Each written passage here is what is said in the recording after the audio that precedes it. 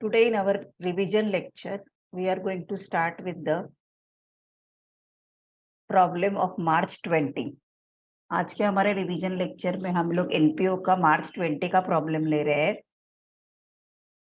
यहाँ पे आपको दिया है बैलेंस शीट एज ऑन 31 मार्च 2015, यानी 2015 का बैलेंस शीट, यानी opening balance sheet they have given. Then they have given the receipt and payment account for the year ended 31st March 2016, and this one is your adjustment. ये problem आपको कोई भी text book में, कोई भी notes में मिल जाएगा। मार्च 20 का बोर्ड प्रॉब्लम है ये। फॉर योर रेफरेंस मैंने यहाँ पे उसको कॉपी कर लिया है। तो सबसे पहले we are going to start with the adjustment. पहला एडजस्टमेंट देखो क्या है। During the current year furniture was purchase on 1 October 2015, depreciate furniture at the rate of 10% per annum. अभी सबसे पहले ओनली फर्नीचर से रिलेटेड एडजस्टमेंट लेना है। जो आइटम आपने ले लिया है उसको टिक करते जाना है। सबसे पहले ओपनिंग बैलेंस शीट में देखो फर्नीचर कितना दिया है, 36,250।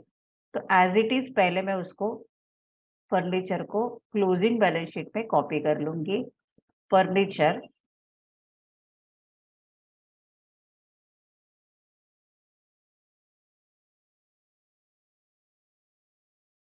टू 36,250। ओके, देन सेम आपको रिसिप्ट एंड पेमेंट में देखना है। देखो रिसिप्ट साइड में कोई भी फर्नीचर नहीं दिया है, बट पेमेंट साइड में they have given the furniture bye furniture 14,000, यानी हमने एडिशनल फर्नीचर परचेज किया है 14,000 का। तो हम लोग क्लोजिंग बैलेंस शीट में उसको दिखाएंगे, एड न्यू फर्नीचर परचेज। कितने का परचेज किया हमने, 14,000 का। तो हमने यहाँ पे न्यू फर्नीचर परचेज किया 14,000। सो टोटल फर्नीचर हमारे पास हो गया 50,250. But while calculating depreciation, we have to be very careful, because on 36,250 यानी 36,250 के ऊपर आपको 10% से डेप्रिसिएशन निकालना है फॉर 1 ईयर, वेर एज 14,000 के ऊपर आपको डेप्रिसिएशन निकालना है for 6 month, because it is purchase on 1 October। देखो यहाँ पे एडजस्टमेंट में आपको दिया है ना, कब परचेज किया है, 1 October। तो काउंट करो अक्टूबर से मार्च, अक्टूबर, नवंबर, दिसंबर, जनवरी, फरवरी, मार्च, कितने मंथ्स होते हैं, 6 महीना होता है। इसलिए हमने उसके ऊपर 6 महीने का डेप्रिसिएशन करना है। So let us calculate the depreciation on furniture. Working note में हम लोग कैलकुलेट कर सकते हैं डेप्रिसिएशन ऑन फर्नीचर। तो सबसे पहले जो 36,000 था उसके ऊपर हमें 1 साल का डेप्रिसिएशन कैलकुलेट करना है। तो आवर कैलकुलेशन विल बी 36,250 के ऊपर 10% हमें करना है। तो यहाँ पे मैं करेक्शन कर लेती हूँ, गलती से 36,000 लिखा मैंने। 36,250 के ऊपर आपको 10% से डिप्रिसिएशन निकालना है। तो अगर 10% निकालना है तो इंटू 10 डिवाइडेड बाय 100 तो हम लोग करेंगे ही। आपको अगर सिंपल मेथड बताना है तो अगर आप एक जीरो कट करोगे किसी भी अमाउंट का तो आपको मिलता है 10%, तो वो आएगा 3625। तो ये आया आपका 3625। देन जो एडिशनल परचेस हमने किया था 14,000 का, उसके ऊपर आपको डेप्रिसिएशन निकालना है 6 महीने के लिए, क्योंकि वो हमने अक्टूबर में परचेज किया है। तो उसका कैलकुलेशन कैसे आएगा, 14,000 के ऊपर 10% के हिसाब से, इसलिए 10/100, और 6 महीने के लिए इसलिए 6/12। अगर आप इसका कैलकुलेशन करोगे तो you will get the answer 700। कैसे किया, अगर आपको देखना है तो देखो 14,000 के ऊपर अगर मैंने एक जीरो कट किया तो आपको बचेगा 1,400। Now 1,400 is for whole year.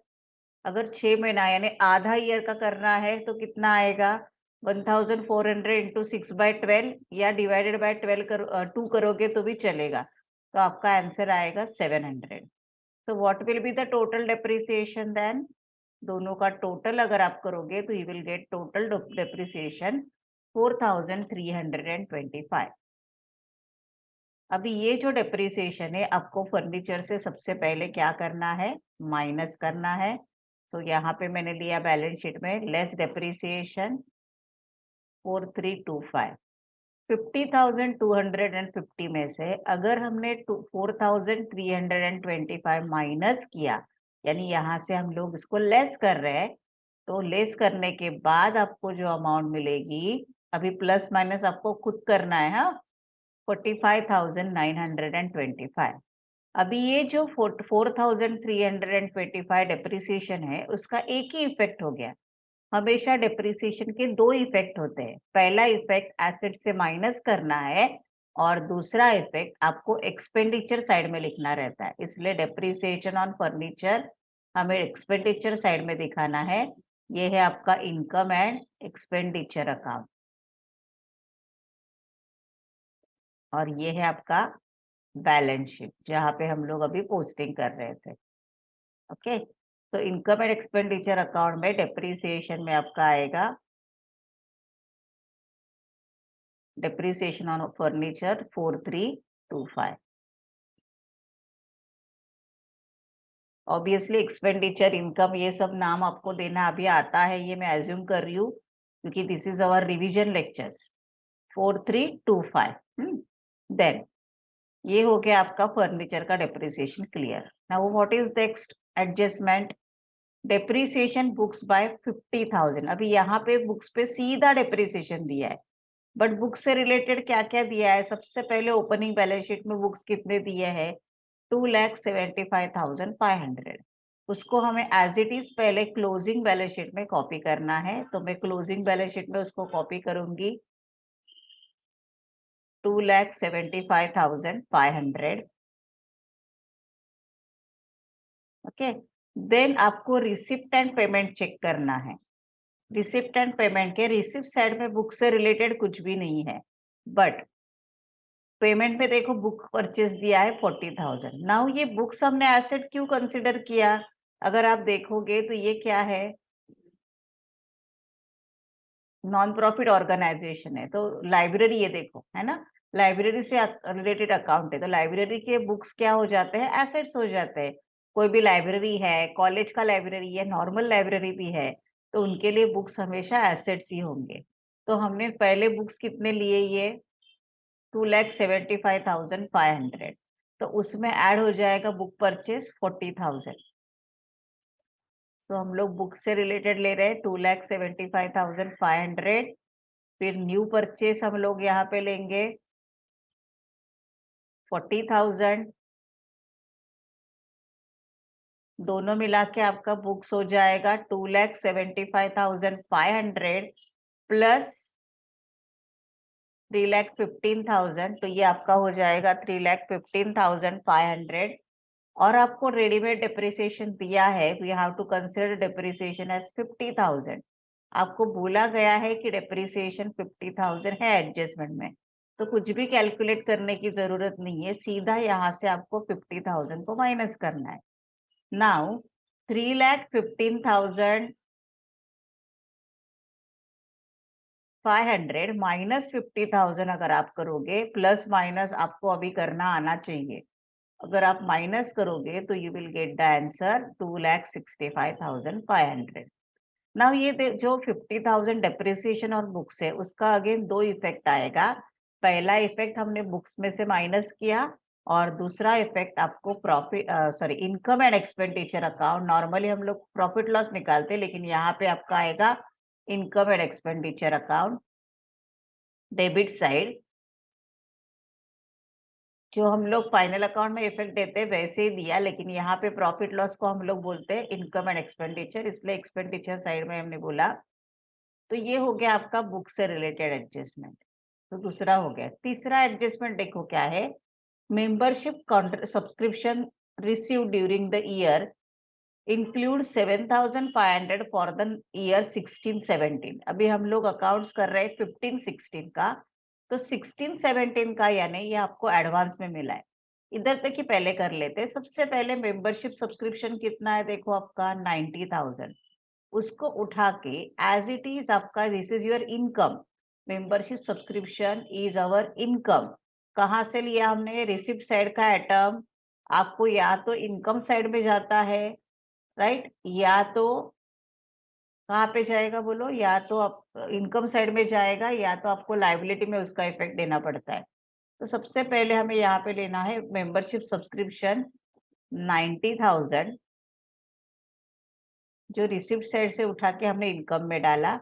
अभी 16-17 का है, देखो 16-17 यानी नेक्स्ट ईयर का है, तो नेक्स्ट देखो ओनली करंट ईयर सब्सक्रिप्शन यहाँ पे हमें लेना है, लास्ट ईयर का है तो भी लेस करना है और नेक्स्ट ईयर का है तो भी लेस करना है।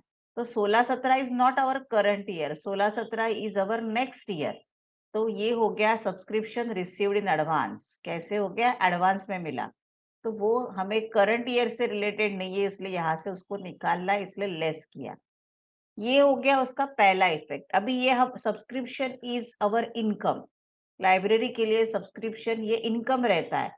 तो 16-17 का सब्सक्रिप्शन एडवांस में मिला, यानी वो हमारा एडवांस इनकम हो गया। और कोई भी इनकम हमें प्री रिसीव्ड या एडवांस में मिलता है तो वो बिकम अवर लाइबिलिटी। इसलिए यहाँ पे हम लोग लिखेंगे सब्सक्रिप्शन फॉर 16-17 और you may call this as subscription received in advance 7,200। ये आपका हो गया सेकेंड इफेक्ट।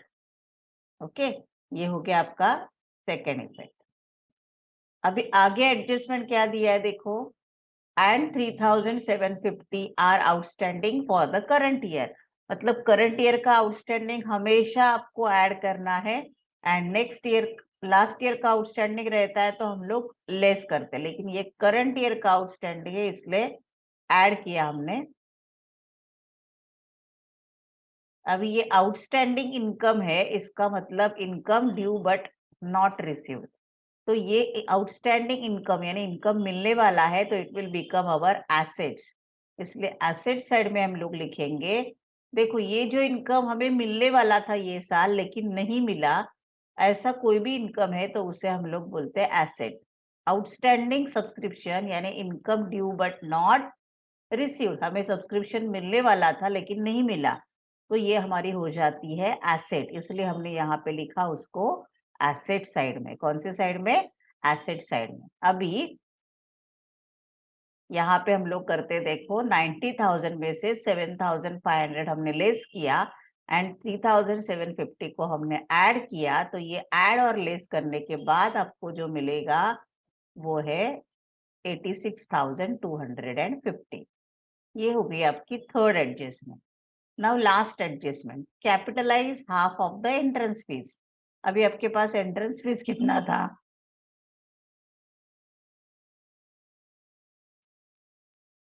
अभी आपके पास एंट्रेंस फीस कितना था 12,500। तो ये 12,500 entrance fees is our income. Remember that ये रिसिप्ट साइड्स के आइटम है, वो हमारे हमेशा इनकम में ही जाएंगे, कभी भी एक्सपेंडिचर में नहीं जाएगा। तो हम लोग यहाँ पे लेंगे पहले एंट्रेंस फीस, दिया हुआ है आपको 12,500, उसमें से आपको बोला है कैपिटलाइज 50%, तो हम लोग इसमें से 50% क्या करने वाले हैं, लेस करेंगे, क्योंकि वो कैपिटलाइज किया। और ये जो 6250 जो हमने कैपिटलाइज किया उसको उठा के यहाँ पे हमें उसको कैपिटल फंड में क्या करना है, ऐड करना है। फिलहाल हमने कैपिटल फंड का अमाउंट नहीं डाला है, लेकिन कैपिटल फंड के लिए जगह छोड़ दो ऐसे लिख के, और उसमें ऐड करो entrance fees 6250।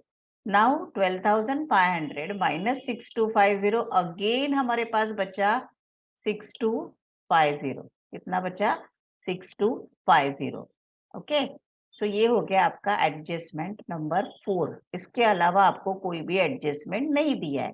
Now simply we are starting with the opening balance sheet first. Capital fund आपको दिया, ऑल एडजस्टमेंट्स और ओवर, एक बार चेक करना है पूरा एडजस्टमेंट हो गया, स्टेप वाइज जाओ।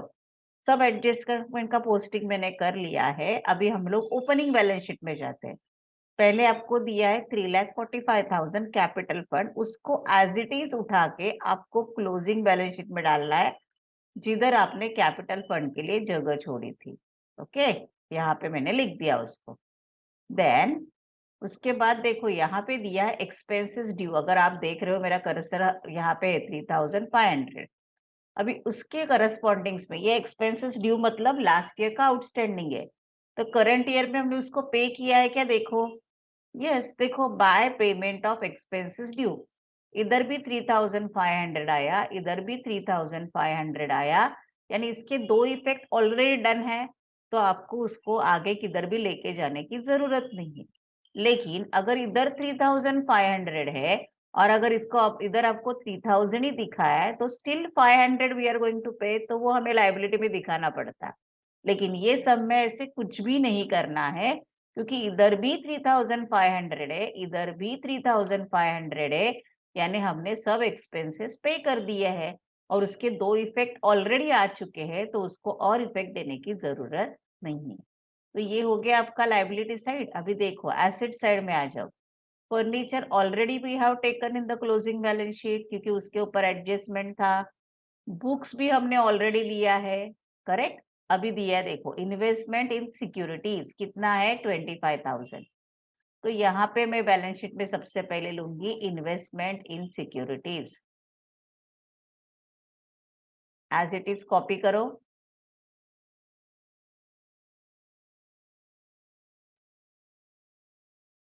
Okay, investment in securities.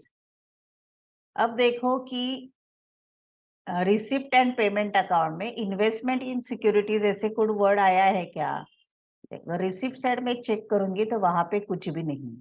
अगर यहाँ पे आता तो वो सेल ऑफ सिक्योरिटी रहता और हमें सिक्योरिटी से उसको माइनस करना पड़ता है, बट यहाँ पे रिसिप्ट में कुछ भी नहीं आया है। अभी check the payment side. Payment side में देखो इन्वेस्टमेंट इन सिक्योरिटीज आया 50,000, यानी हमें सिक्योरिटीज परचेज करना है, किया है हमने, राइट। तो ये सिक्योरिटीज परचेज किया है तो हमारा सिक्योरिटीज बढ़ेगा, इसलिए हमने उसको यहाँ पे ऐड किया, ऐड न्यू परचेज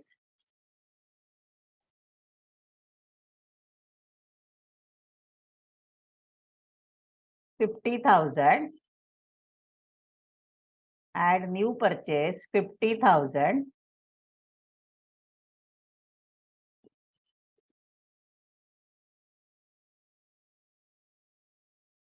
तो आपका आंसर आएगा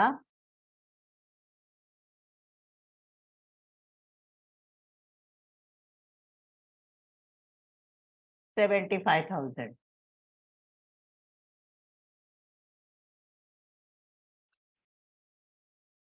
तो ये हो गया आपका 75,000। Now next adjustment, we have already done with the adjustment. अभी हम लोग लाइव एसेट साइड देख रहे हैं। इन्वेस्टमेंट इन सिक्योरिटीज आपका था 25,000, यहाँ पे 50,000 हमने ऐड किया, टोटल हमने क्लोजिंग बैलेंस शीट में लिखा 75,000। अभी ये देखो cash in hand and cash at bank ये दोनों भी है, इधर आपको एसेट साइड में दिख रहे हैं और इधर आपको डेबिट साइड में दिख रहे हैं, यानी उसके दो effect already we have done. तो उसका सेकेंड इफेक्ट और एक देने की किधर भी इनकम एंड एक्सपेंडिचर या क्लोजिंग बैलेंस शीट में देने की जरूरत नहीं है। देखो यहाँ पे 4250 दिख रहा है, 7,500 दिख रहा है और यहाँ पे उसका सेकेंड इफेक्ट ऑलरेडी आ चुका है, तो उसको फिर से लेने की जरूरत नहीं है। देन अभी रिसिप्ट एंड पेमेंट साइड में आ जाओ। सबसे पहले आएगा मेंबरशिप सब्सक्रिप्शन 90,000, जो हम लोग ऑलरेडी एडजस्टमेंट के टाइम ले चुके हैं। एंट्रेंस फीस भी हमने ऑलरेडी एडजस्टमेंट के टाइम ले चुके हैं हम लोग। Now sale of scrap, hire of lecture hall and interest on securities, ये तीनों भी रिसिप्ट साइड के आइटम है और जिसके ऊपर कोई भी एडजस्टमेंट नहीं है और ये इनकम हमें बार बार मिलने वाले हैं, तो ये सभी को उठा के आपको डालना है। रिसिप्ट साइड के तीनों आइटम को उठा के आपको डालना है इनकम साइड में, 750, 9,000 एंड 2,000। तो ये तीनों को मैंने उठाया और यहाँ पे ले लिया, उन तीनों का अमाउंट भी लिख दिया।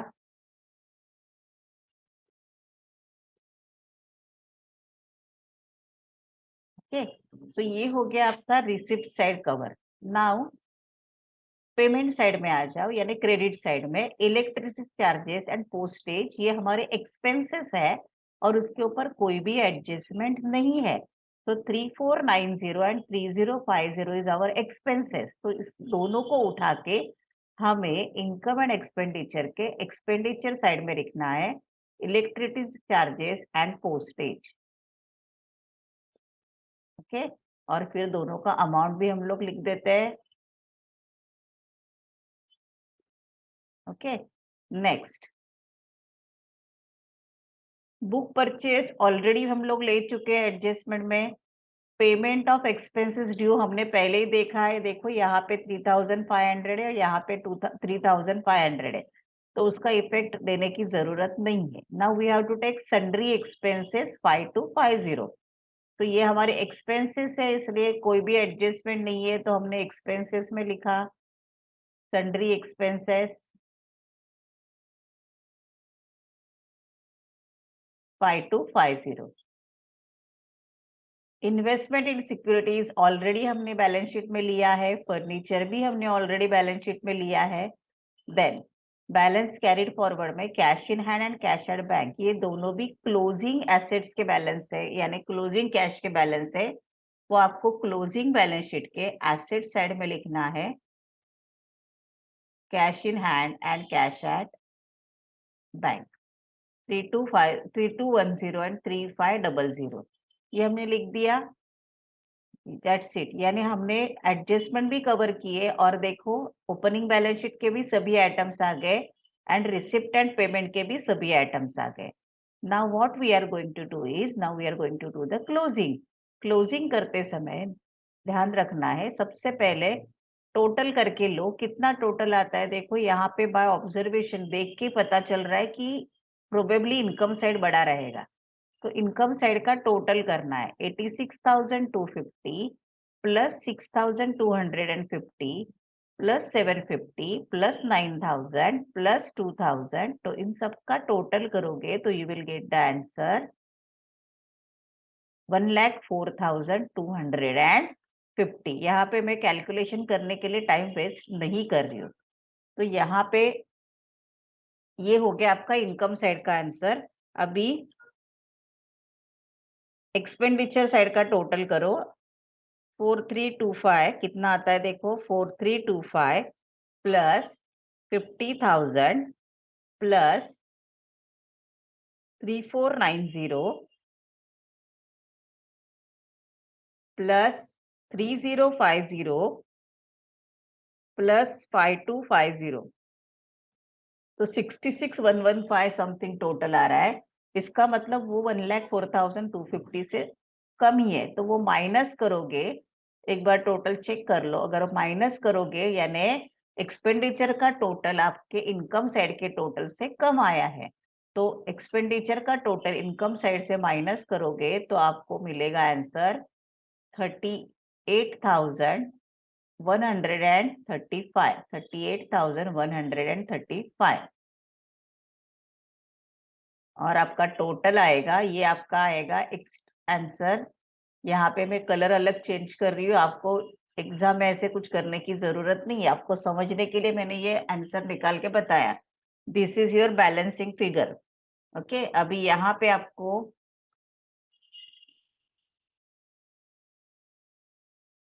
1,04,250 ये आएगा आपका दोनों साइड का टोटल। और फिर यहाँ पे आएगा, आपको बोलोगे ये दिस इज योर सरप्लस, तो सरप्लस कैसे लिखोगे, टू सरप्लस ब्रैकेट में हमेशा लिखते हैं हम लोग एक्सेस ऑफ इनकम, ज्यादा है ना, excess of income over expenditure.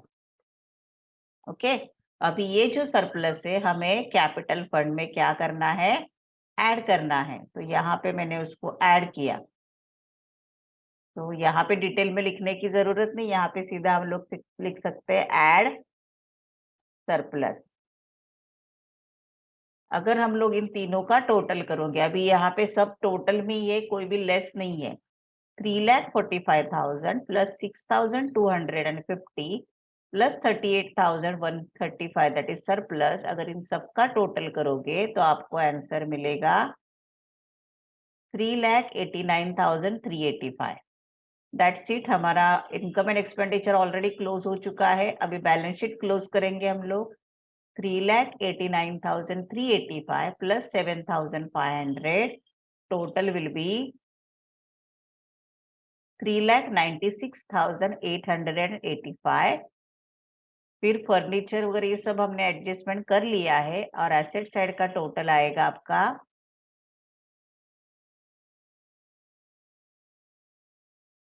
3,96,885।